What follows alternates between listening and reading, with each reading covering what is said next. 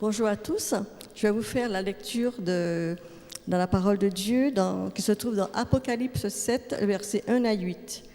Il est dit, « Après cela, je vis 4 anges debout aux 4 coins de la terre.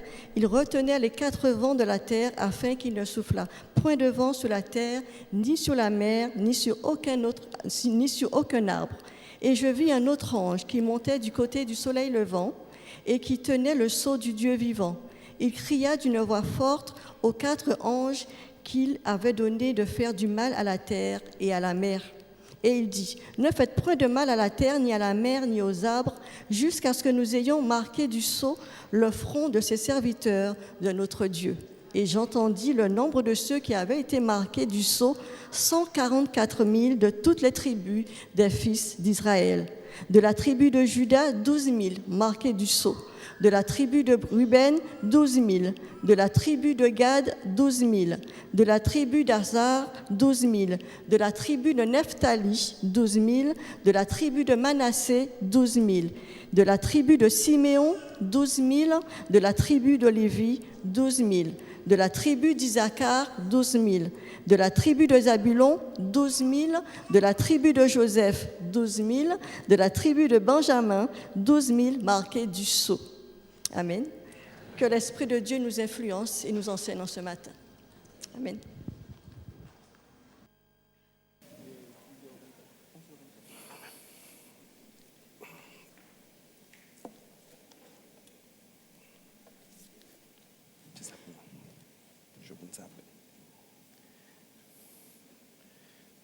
Je vous salue fraternellement en Jésus-Christ, chers frères et sœurs. Je suis heureux d'être avec vous ce matin. Pas vous. Je suis heureux de partager également la parole de Dieu avec vous.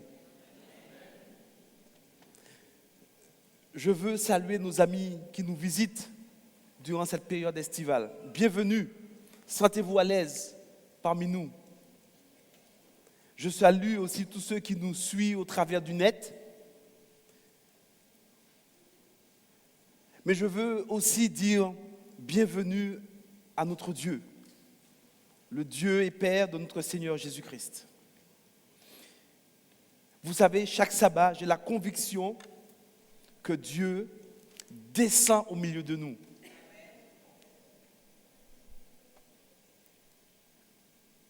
Parce que c'est le sabbat, d'une part, c'est un jour consacré, mis à part, sanctifié.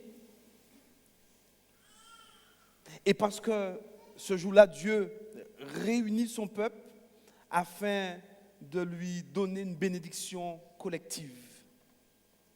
Et donc Dieu est au milieu de nous ce matin.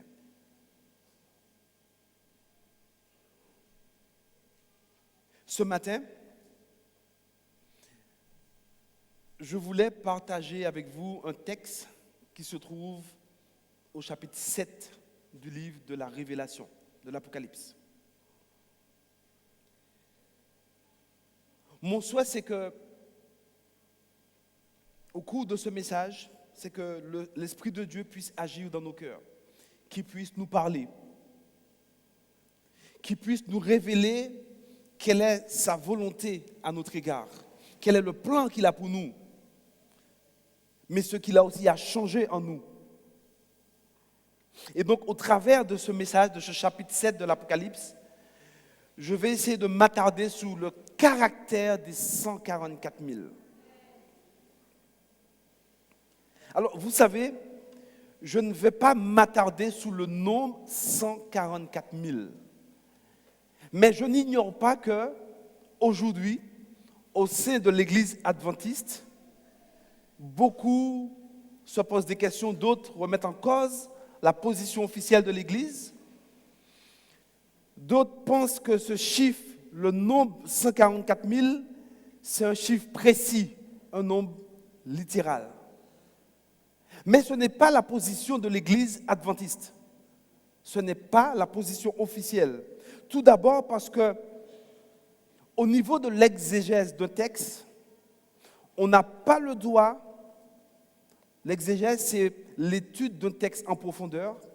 on n'a pas le droit de prendre une partie littérale et une partie symbolique dans un texte. Si c'est littéral, tout est littéral. Si c'est symbolique, tout est symbolique. Deuxièmement, le nombre 144 000, bien que ce matin, je n'ai pas envie de m'attarder, mais je vais quand même poser les bases. Le nombre 144 000 se trouve dans un livre qu'on appelle le livre de la Révélation, l'Apocalypse. Et c'est un livre, et vous le savez comme moi-même, très symbolique. Et donc, les 144 000 se trouvant au milieu de symboles doit être également compris dans un sens symbolique. Je vous donne un exemple. Dans l'Apocalypse, on ne trouve que trois mentions de ce nombre.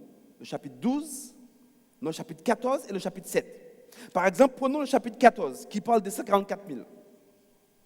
Au chapitre 14, il est dit que Jean dit, je regarde et voici, l'agneau se tenait sur la montagne de Sion et avec lui 144 000 personnes.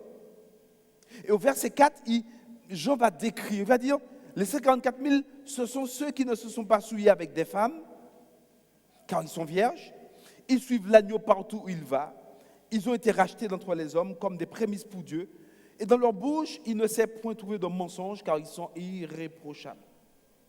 Alors, bien souvent, les gens qui insistent pour dire que les 144 000, le chiffre, le nombre est littéral, ils savent, lorsqu'ils arrivent dans ce texte-là, dans ce chapitre, ils arrivent à trouver des symboles au reste.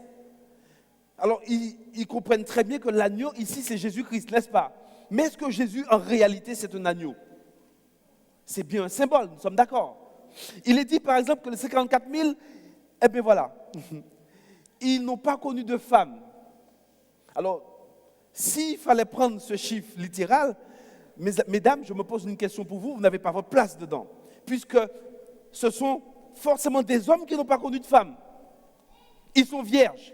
Et très souvent, ceux qui insistent pour dire que c'est un nombre littéral, ils ont déjà une femme et des enfants. Donc, ils trouvent des symboles à ça. Pour dire non, les femmes, ce sont des églises ici. Mais ils ne trouvent pas de symbole pour les 144 000. Ils sont vierges, mais ils ont déjà des enfants. Donc, vous voyez que ça les gêne. Il faut bien trouver un symbole pour le... Et puis, dans leur bouche, ils ne savent pas trouver de mensonge. Donc, ils arrivent à trouver un symbole pour ça. Alors, vous comprenez que ce n'est pas honnête théologiquement ni intellectuellement de dire que ça c'est symbolique et que ça c'est littéral. Et donc le chiffre aussi 144 000 est symbolique. Vous savez, le livre de l'Apocalypse est rempli de symboles. Par exemple, un chiffre qui revient souvent dans ce livre, c'est le chiffre 7. Juste pour vous rappeler, parce que je sais que vous le savez, le chiffre 7, c'est quoi? Oui. Alors, tu dis la perfection. Et le chiffre 3, alors? Divinité. Et le chiffre 4? OK. Le chiffre 3, effectivement, c'est la perfection à l'échelle divine. Le Père, le Fils, le Saint-Esprit. Le chiffre 4, c'est la perfection à l'échelle humaine, l'humanité de Jésus-Christ. 4 plus 7, 4 plus 3, 7. Donc ça donne la plénitude de Dieu. Et le chiffre 12, 12 tribus, 12 fondements, 12 apôtres. Chiffre 12. Vous savez, pour le juif aussi, le chiffre 12, c'est un chiffre qui symbolise une perfection totale. Le chiffre 12. 12 fondements. Et lorsque le juif voulait exprimer une perfection absolue, il multipliait le chiffre 12 par soi-même. Le carré de 12, c'est quoi? Les mathématiciens, oui, 144. La Nouvelle Jérusalem, vous vous rappelez? 12 fondements, 144 coudées. Prenons le texte. C'est trop beau, mes amis. Apocalypse 21.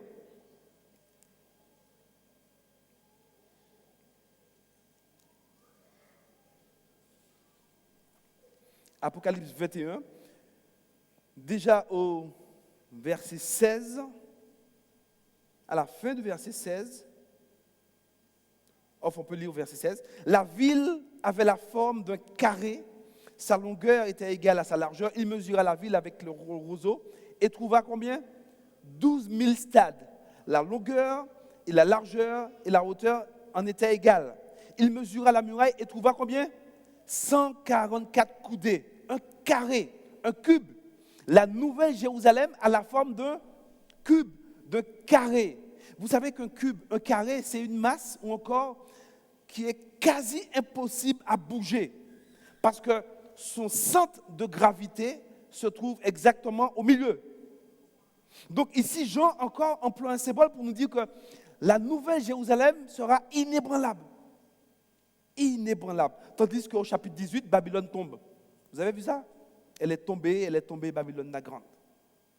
144 coudées. Et donc le juif, pour revenir au juif, donc pour exprimer une perfection absolue, eh bien, il multipliait 12 par soi-même. C'était le carré de 12, ce qui donnait 144. Perfection absolue.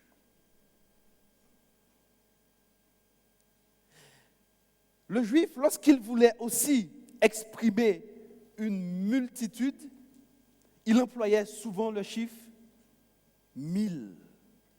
Un exemple. Dans le livre de la Genèse, il est dit que Dieu fait miséricorde jusqu'à 1000 générations. Est-ce que ça veut dire qu'à la 1001e, il ne fera plus miséricorde? Non. Cela veut dire que Dieu fait miséricorde jusqu'à l'infini.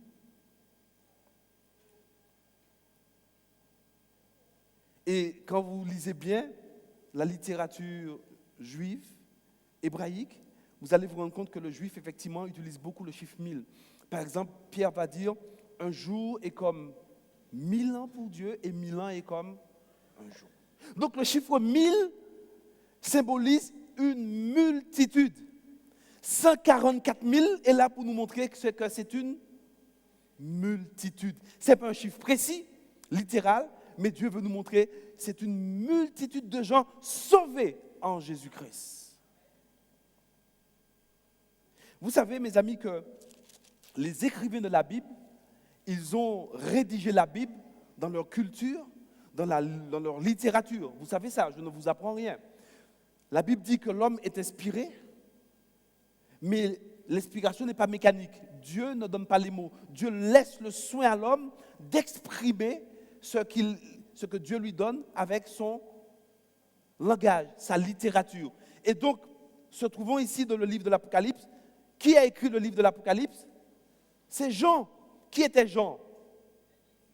Un disciple, c'était un juif qui a grandi dans une culture juive, avec une littérature juive, n'est-ce pas? Donc Jean, lorsqu'il s'exprime, il emploie cette littérature.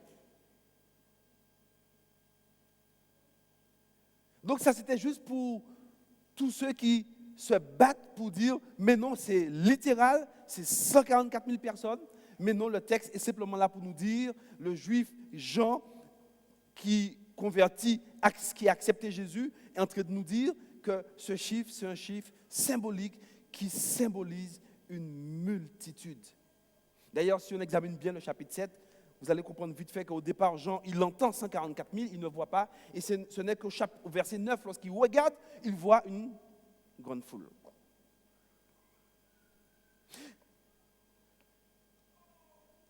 Le nom aussi, chez le juif, a une signification descriptive d'un caractère. Par exemple, Jacob. Jacob signifie quoi? Oui, le trompeur. Et son nom a été changé en quoi? Qui signifie vainqueur de Dieu. Salomon, Jedidja, signifie quoi? Bien-aimé de l'Éternel. Même Adam, Adam, ce n'est pas un nom comme vous et moi. Adam signifie humanité, le père de l'humanité.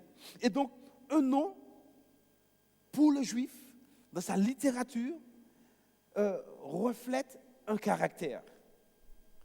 C'est une description d'un caractère. Et ici, ce matin, je vais essayer de m'attarder succinctement avec vous sur les noms Ruben, Juda, Issachar sur leur caractère.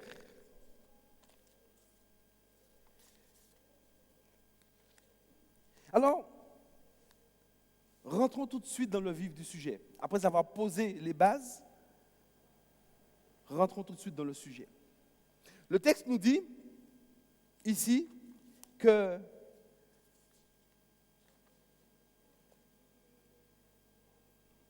l'ange cria d'une voix forte de ne pas faire du mal à la terre et à la mer, jusqu'à ce que nous ayons marqué le sceau de Dieu, le front des serviteurs. Et il entendit 144 000, 12 000 de Ruben, 12 000 de Juda, 12 000 de Gad, 12 000 d'Azer, 12 000 de Nephtali, 12 000 de la tribu de Manassé, ainsi de suite, ainsi de suite, ainsi de suite. Pour connaître le caractère d'une personne, il faut faire quoi? Il faut? Oui. Il faut passer du temps avec cette personne. Nous sommes d'accord ou pas? Et donc, pour connaître le caractère des 144 000, 12 000 de Ruben, de Juda, d'Issachar, de Nephtali, il faut faire quoi?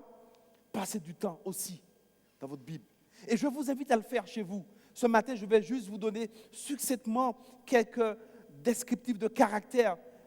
Mais vous pouvez rentrer chez vous, prendre votre concordance, votre dictionnaire biblique et passer du temps avec tous ces caractères. Alors, commençons par Ruben. Ruben, c'est le premier-né de Jacob.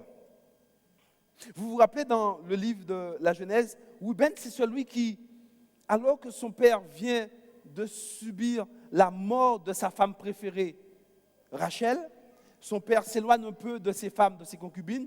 Ruben va profiter, il va faire quoi? Il va avoir une relation avec la femme de son père, Bila, la concubine. Vous ne connaissez pas cette histoire dans la Bible?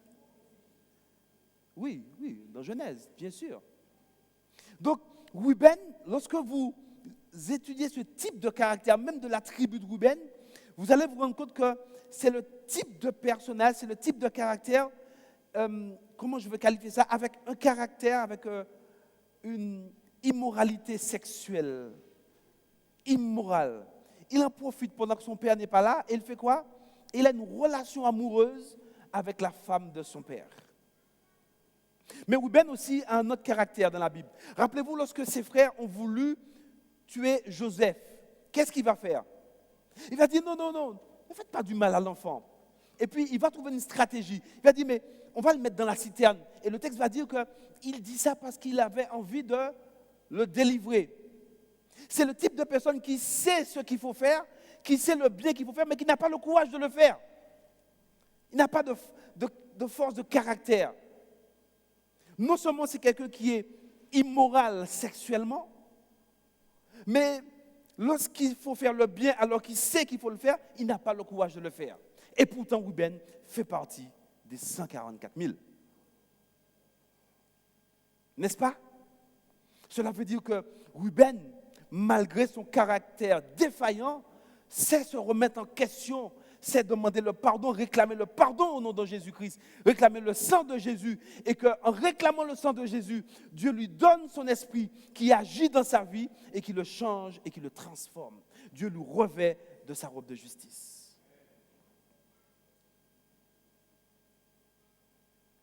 Ce type de personnage comprend, il reconnaît qu'il ne peut pas s'en défaire de son mauvais caractère, mais il saisit la croix de Jésus-Christ. Il saisit les mains de Jésus afin de se laisser changer, de se laisser modeler, façonner par Jésus-Christ. Ça, c'est Ruben. Venons-en à Juda. Juda, pour moi, c'est le type de gars qui est, je dirais, indépendant. Voilà, indépendant. C'est lui qui s'éloigne vers son père et puis après qui va même faire un enfant avec la femme de son fils. Vous connaissez ça? Avec Shula. Vous avez déjà lu ça? Lisez le livre de la Genèse. C'est un gars indépendant. Et quoi qu'on dise, mes amis, l'indépendance poussée à l'extrême est anti-Dieu.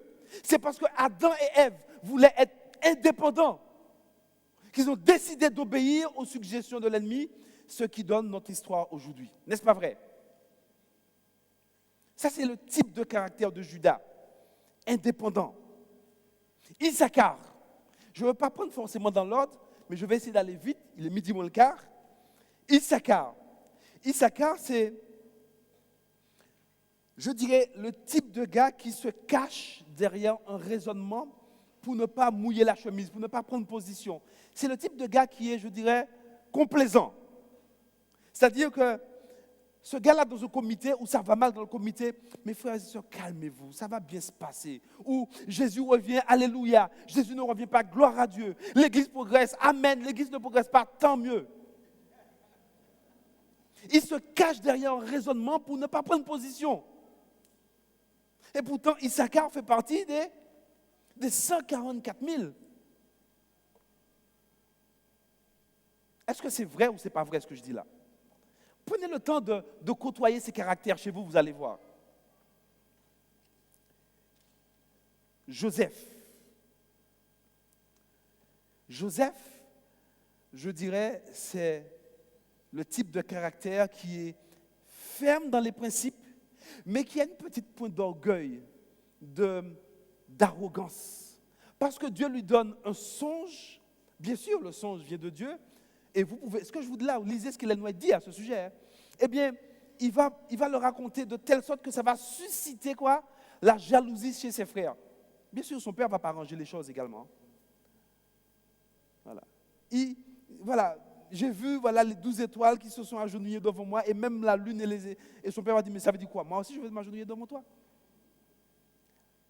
Voilà, une petite pointe d'arrogance. Et Ellen White explique ça très bien en disant que c'est lorsqu'il va être emmené en captivité qu'il va se rendre compte que maintenant, il a besoin de s'appuyer uniquement sur Dieu pour s'en sortir. Ferme dans les principes, mais qui a une petite pointe d'arrogance. Est-ce que dans notre église, on ne trouve pas ce type de caractère? Le type de caractère de Ruben également? Peut-être pas Évry, mais est-ce que dans l'église adventiste, on trouve ce type de caractère? Oui ou non? N'est-ce pas? Manassé. Voilà Manassé. Manassé, c'est le type de caractère, je dirais, réticent. Il faut presque lui tirer le verre du nez pour avoir un encouragement. Vous savez, quand vous travaillez avec un type de personnage, c'est pénible, poussé à l'extrême, c'est cassant. Et puis, c'est le genre de personnage où, quand vous vous adressez à eux, il faut faire très attention à ce que vous allez dire parce que tout est transformé. Est-ce qu'il n'y a pas ce type de personnage dans nos églises, mes amis? Est-ce qu'il n'y a pas ce type de caractère? Et pourtant, Manassé fait partie des 144 000, n'est-ce pas vrai? 144 000 marqués du sceau de Dieu. Oui ou non, mes frères et sœurs?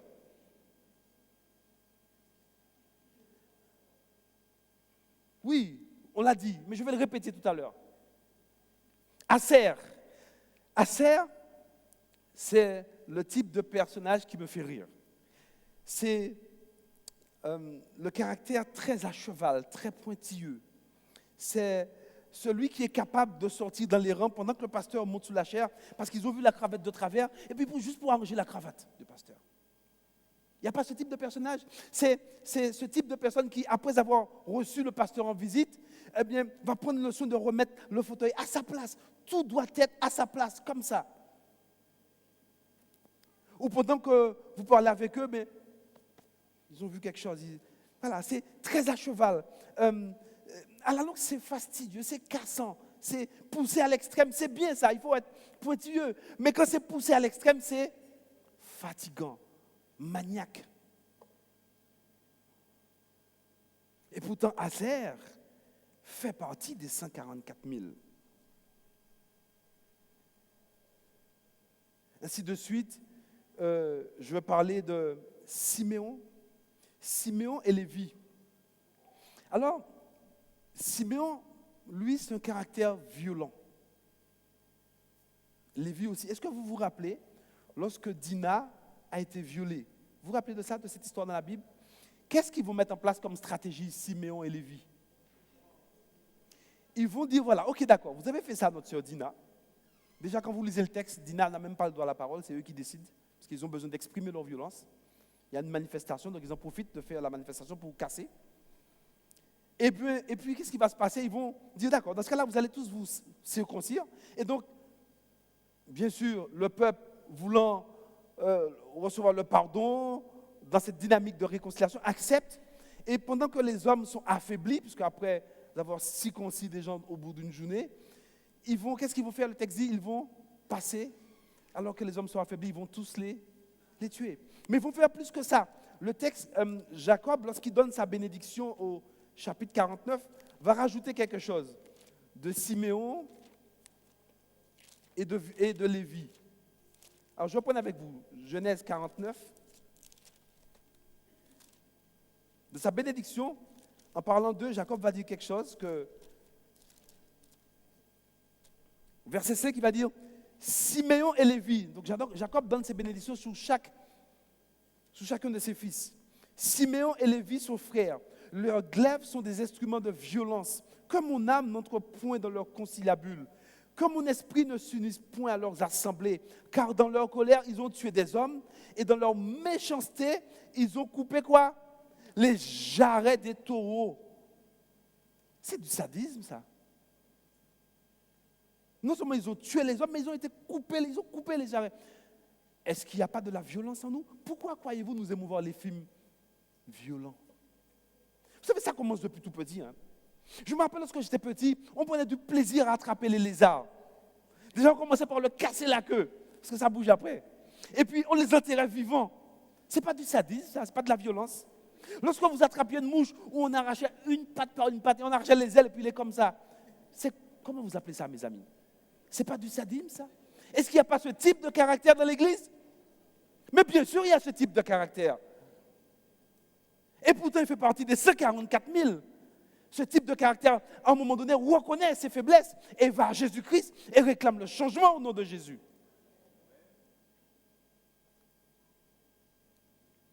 On parle de Gad. Gad, c'est celui qui est présenté dans la Bible comme celui qui sert le vin auprès des rois. Alors, moi, je le qualifie, Gad, de playboy. Qui c'est qui a dit ça? Celui qui frime, le petit frimeur là, et avec son verre dans la main, puis qui fait des yeux doux pour les femmes. Alors, entre nous soit dit, il n'y a pas que les hommes, les femmes aujourd'hui. Voilà, ce type de tempérament ne représente pas uniquement la nature, la race masculine, hein, on est d'accord. Hein? Mais voilà, c'est le type de playboy, de frimeur. Et pourtant, il fait partie des 144 000, mes amis. Non? Ainsi de suite, il y a Benjamin, qui est le type cassant, qui aime casser. Dès que tu sors, tu dis quelque chose, pas, juste pour t'humilier. Mes amis, est-ce que ce type de caractère n'existe pas dans l'Église? Lorsqu'on examine bien les 144 000, leur caractère, je me rends compte que ce n'est ni plus ou moins l'Église de Dieu ici représentée, mais c'est cette Église qui, s'approchant de Dieu, Dieu reconnaissant la faiblesse humaine, en Jésus-Christ, va le justifier, va le sanctifier dans la mesure où il réclame le salut au nom de Jésus et il accepte Jésus comme sauveur et comme Seigneur. Et pour être franc avec vous, quand j'analyse ce type de caractère, j'ai l'impression que je trouve un peu partout, moi. Je me trouve un peu partout. Peut-être un peu plus Nephtali, Siméon, mais voilà, je me retrouve un peu partout. Et c'est là que je dis, Seigneur, maintenant tu as besoin de me changer, tu as besoin de me transformer. Je ne peux pas continuer à vivre comme ça. J'ai besoin de toi, Seigneur.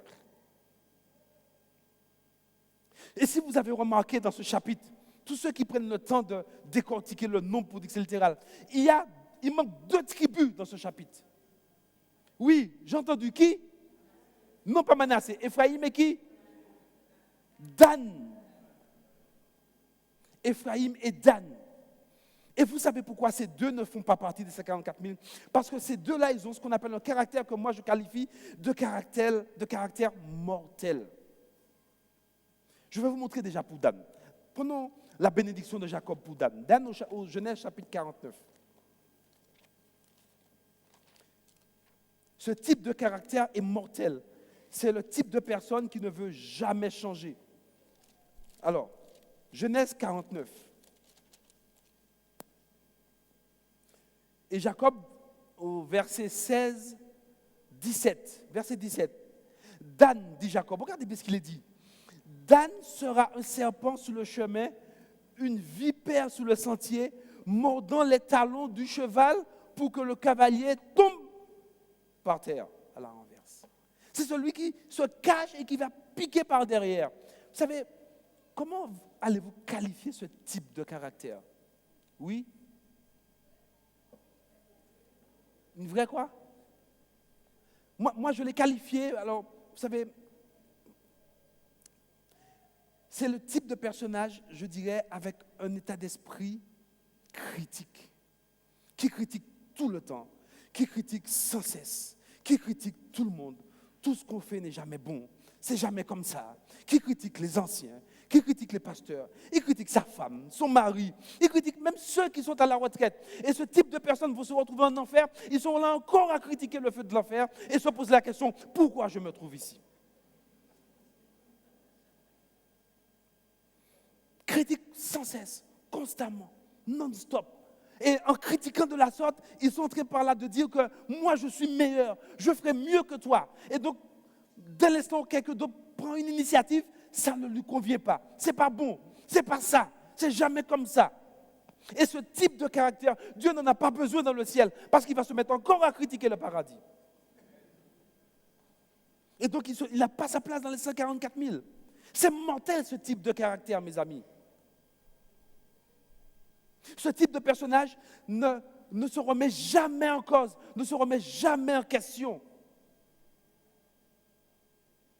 Si nous avons pu reconnaître ou trouver en nous des types de caractères de Ruben, de Zabulon, Nephtali, mais de grâce, prions Dieu pour que nous ne puissions pas garder ce type de caractère, parce que ce type de caractère nous enlève la vie éternelle. Puisqu'on ne peut jamais se remettre en question. On n'a besoin de personne. Et donc, il n'a pas sa place parmi les 144 000. N'est-ce pas, mon frère? Ah ouais, c'est dommage. Éphraïm.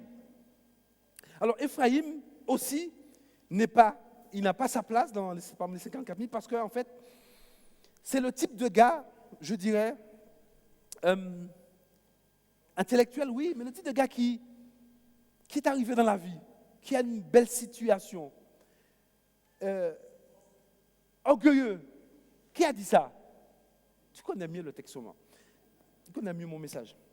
C'est le type de gars orgueilleux qui connaît tout. Tu parles de la politique avec lui, il sait c'est quoi. Tu parles de la théologie, il connaît tout. Il connaît tout. Il n'a rien à apprendre de personne.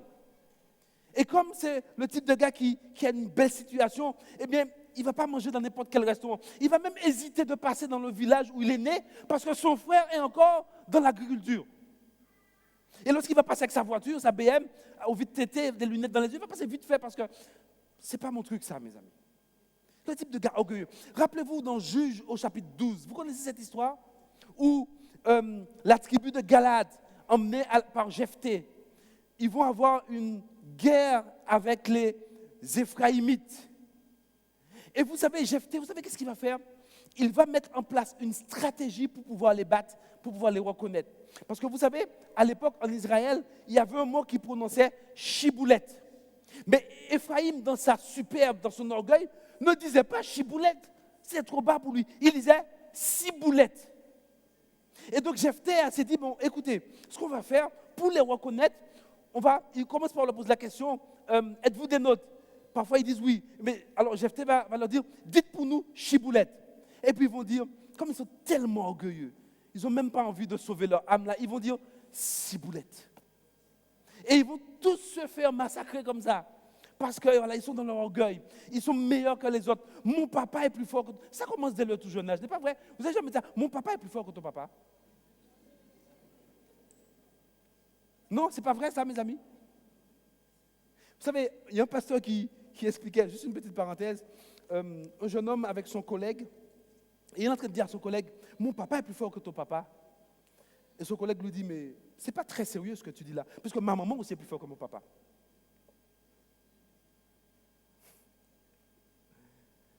Voilà. Il connaît tout. Il ne se jamais se remettre en cause.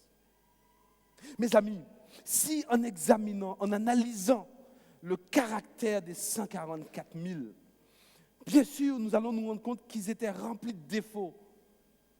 C'est la nature humaine, mais ce sont des hommes, des femmes. C'est l'Église qui sait reconnaître ses défauts et puis se saisissent du trône de Dieu, qui réclament la grâce de Dieu, qui réclament le sang de Jésus et qui demandent au Seigneur de les transformer par l'action de l'Esprit de Dieu. Ça, ce sont les 144 000. Et à mon avis, c'est l'un des plus beaux messages de l'Apocalypse. Dieu est en train de nous montrer, alors que nous sommes sans force, alors que nous n'avons rien pour plaire à Dieu, lui, il est prêt, connaissant notre faiblesse, à se saisir de nous, à nous changer et à faire de nous des hommes et des femmes selon son cœur. Mais Dieu ne peut pas faire pour nous ce que nous ne voulons pas. Ceux qui continuent à chérir, à cajoler ce type de caractère d'Éphraïm et de Dan, ce type de personne jamais ne se remet en cause, jamais ne demande pardon, jamais ne reconnaît ses faiblesses. Et donc Dieu ne peut pas changer quelqu'un qui ne veut pas. Est-ce que nous sommes d'accord? Dieu ne fait pas de l'ingérence dans la vie des gens. C'est lorsque vous et moi, nous reconnaissons nos défauts. On reconnaît que, Seigneur, j'ai une poutre qui bouche mes yeux. Et bien là, le Seigneur commence à enlever la poutre, commence à enlever ça. Et donc, pendant qu'il enlève, je n'ai pas le temps de regarder la paille de l'autre. Est-ce que nous sommes d'accord? Et même lorsque j'analyse, je vois une paille, je dis, Seigneur, s'il te plaît, aide-le parce que comme tu es en train de m'aider, mais je n'ai pas le temps de le critiquer, puisque Dieu est en train de me changer, de me transformer. Il est en train de me montrer, toi aussi, Gaston, tu as besoin de moi pour que tu puisses avoir en toi les sentiments qui sont en Jésus-Christ. Mais le type de caractère d'Éphraïm et de Dan, c'est mortel, mes amis. Nous ne devrions pas, si c'est le cas, chérir ce type de caractère. C'est l'orgueil qui a perdu Lucifer dans le ciel. C'est mortel. Puisse Dieu vraiment, mes amis, nous permettre de prendre conscience qu'il a tout fait pour nous sauver et qu'il est prêt à tout faire encore pour nous transformer, pour nous changer, à condition que vous et moi, nous acceptons ce changement. À condition que vous et moi, nous arrêtons de cacher nos fautes. Alors quand je parle de cacher, je ne vous parle pas d'avouer vos fautes publiquement, mais allez-y à Jésus-Christ. Et pour cela nécessite une relation avec Dieu. Ce n'est pas vrai, mes amis? Une relation. Dire maintenant, Seigneur, j'ai besoin de cette relation avec toi. J'ai besoin que tu me changes, que tu me transformes. Et vous allez vous rendre compte, plus vous vous approchez de Jésus, plus on se rend compte de sa faiblesse, plus on a envie de ressembler à Jésus-Christ, plus on se rend compte qu'on n'est pas bon, on n'est pas bon du tout. Donc on n'a pas le temps de regarder l'autre. On n'a pas le temps de dire, mais dis donc, mais il n'est pas bon, puisque nous sommes dans une dynamique de changement, de transformation à l'image de Jésus-Christ. Et cela nécessite une relation avec Dieu, mes amis. Et les 144 000 ce peuple qui sera scellé du sceau de Dieu, c'est un peuple repentant, un peuple qui reconnaît ses erreurs, un peuple qui demande pardon à Jésus-Christ, qui réclame le sang de Jésus. S'il a fait du mal à son frère, il va demander pardon. Mais il ne va pas garder cet acte, dire, mais je n'ai rien fait, il n'y a pas de souci, je n'ai pas besoin de pardon. Non, c'est un peuple repentant. C'est ce que Dieu a besoin d'hommes et de femmes qui se repentent, qui reconnaissent qu'ils ont besoin de Jésus.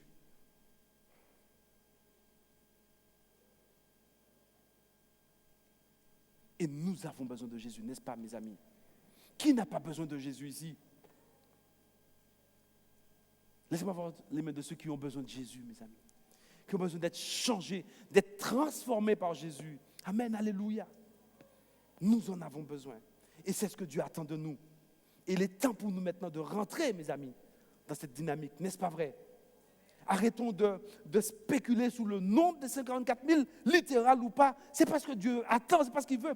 Vous savez, je suis étonné de voir que le nombre de 144 000 se trouve vraiment, mais c'est très peu dit, très peu cité dans la Bible. 2 chapitres en parlent. Le chapitre 7, une fois, et le chapitre 14, 2 fois. Et les gens ont fait toute une théorie là-dessus. Voilà, c'est les 144 000 points, c'est ceux qui sont déjà parfaits. Mais arrêtez avec ça. Ce que Dieu veut, dit la Bible, mon fils, donne-moi ton cœur. Et en donnant son cœur, alors Dieu commence à travailler en nous. Puisse Dieu nous bénir, puisse Dieu nous permettre de prendre conscience et de rentrer dans cette vraie relation avec lui chaque jour, en réclamant le Saint-Esprit, parce que sans la puissance de l'Esprit, Dieu ne pourra rien faire. Mais pour pouvoir recevoir cette puissance, il nous faut avoir une vie de prière, une vie de relation avec lui. Et par la prière, Dieu se révèle à nous. Et pour finir, je vais vous dire une chose. Il y a un texte qui, je le répète souvent, et gardez ce texte en tête. Prenez le temps, marquez-le dans votre Bible. Ce texte se trouve dans Jérémie. Prenez Jérémie avec moi si vous avez vos Bibles.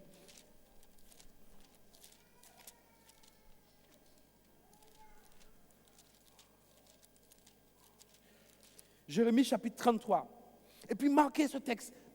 Si vous avez des stabilos dans vos sacs, soulignez ce texte. Et chaque jour, répétez ce texte devant Dieu. Regarde ce que Jérémie dit. Jérémie chapitre 33, verset 3. Je le répète souvent d'ailleurs à l'intercession. Invoque-moi, dit Dieu. Vous avez entendu ce qu'il dit? Invoque-moi et je te répondrai. Je t'annoncerai de grandes choses, des choses cachées que tu ne connais pas. Invoque-moi, dit Dieu. Lorsqu'on évoque Dieu, Dieu répond. Et il va nous révéler des choses cachées. Il va me révéler de mauvais traits de caractère que je suis en train de chérir. Il va me révéler aussi quelle est sa volonté à mon égard. Quel est le plan qu'il a pour moi. N'est-ce pas vrai, mes amis? Invoque-moi et je te révélerai des choses cachées que tu ne connais pas. Il ne va pas nous révéler des choses des autres. C'est à nous. C'est à moi. Le plan qu'il a pour moi. Ce qu'il a besoin de changer en moi. Puisse Dieu nous bénir.